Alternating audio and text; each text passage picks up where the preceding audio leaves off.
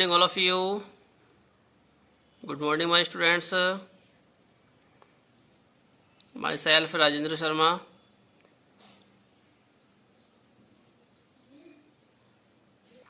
बच्चों, पिछली वीडियो में हमने तद्धित प्रत्यय स्टार्ट किया था।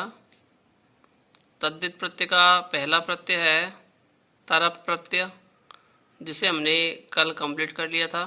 ये वाला प्रत्यय है, इस प्रकार से इसे हमने कंप्लीट कर लिया था।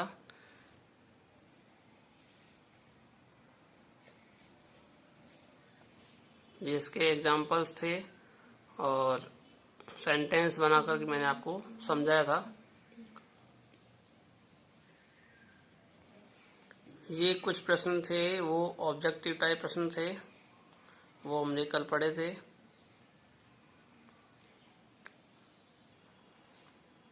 कल हमने समझे थे।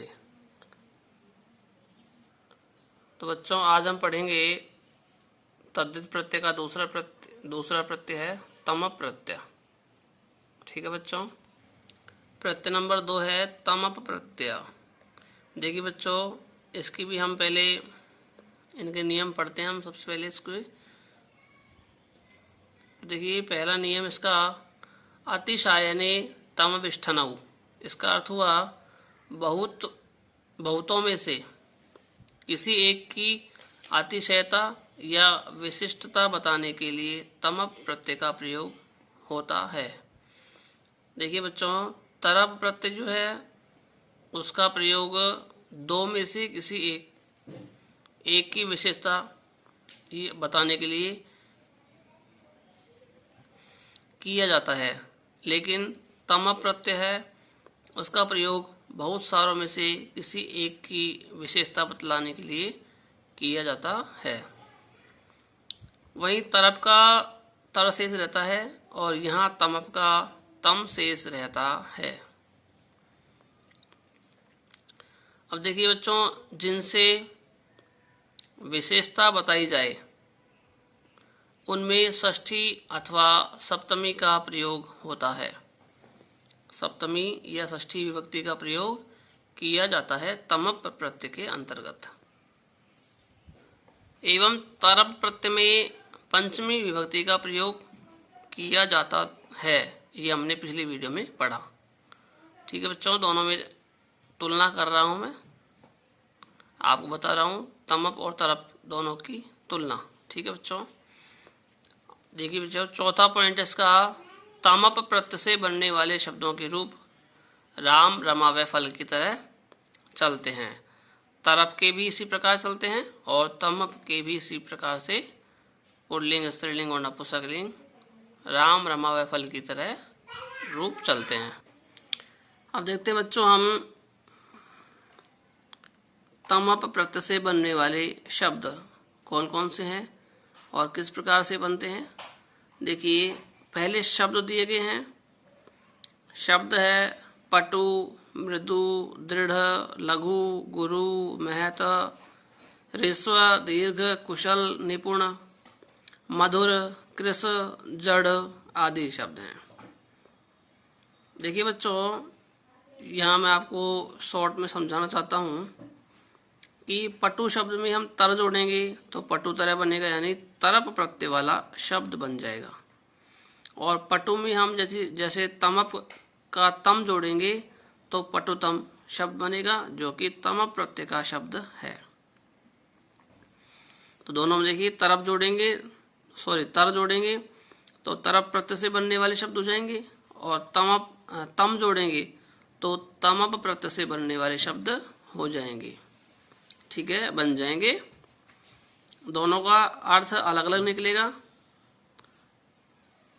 पटुतर यानी दो में से किसी एक को चतुर बताने के लिए काम आएगा, और पटुतम के बहुत सारों में से किसी एक को चतुर बताने के लिए काम आएगा।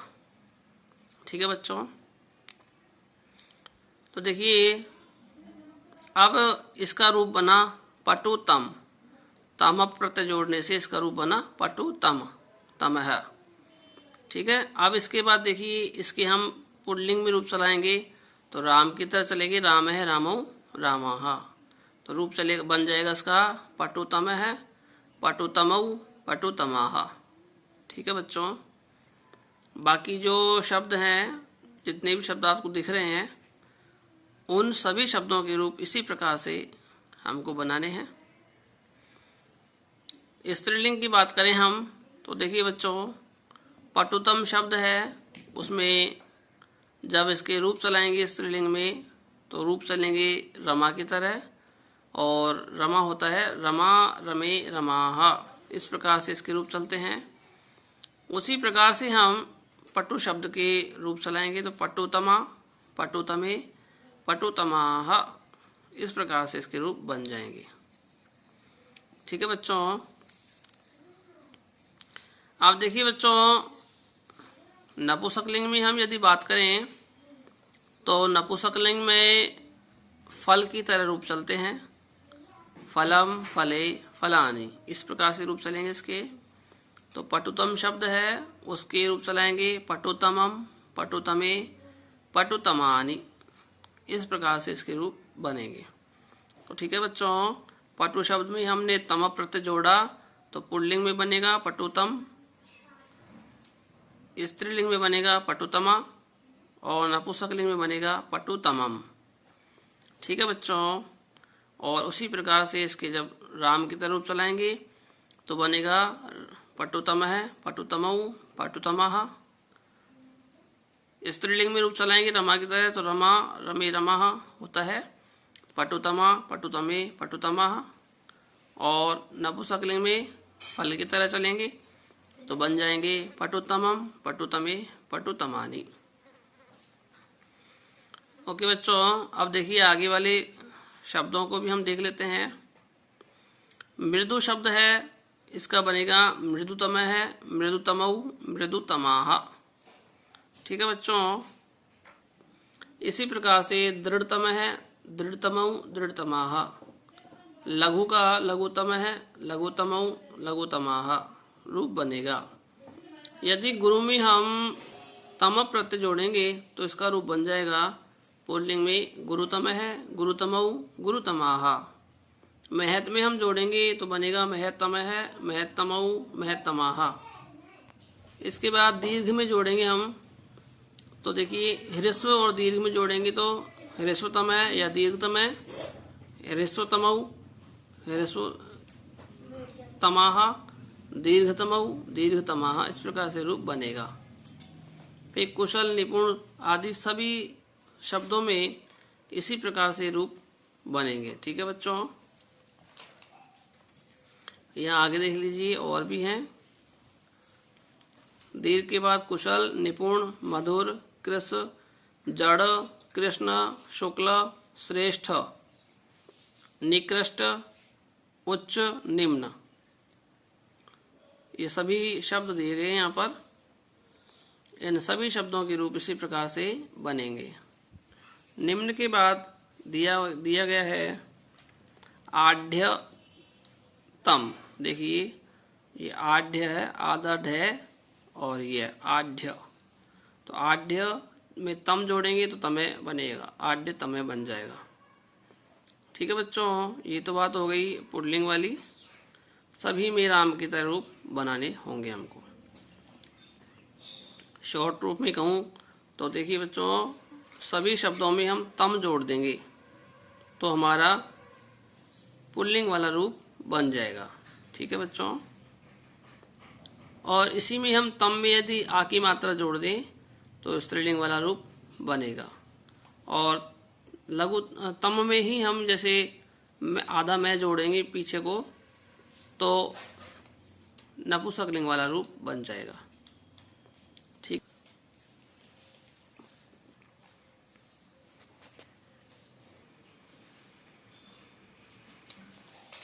इस प्रकार से इसके रूप बनेंगे। और यदि हम द्विवचन और बहुवचन की बात करें बेटा तो देखिए रमा के शब्द के रूप की तरह हम द्विवचन और बहुवचन बना लेंगे इसके। जैसे रमा, रमे, रमा होता है,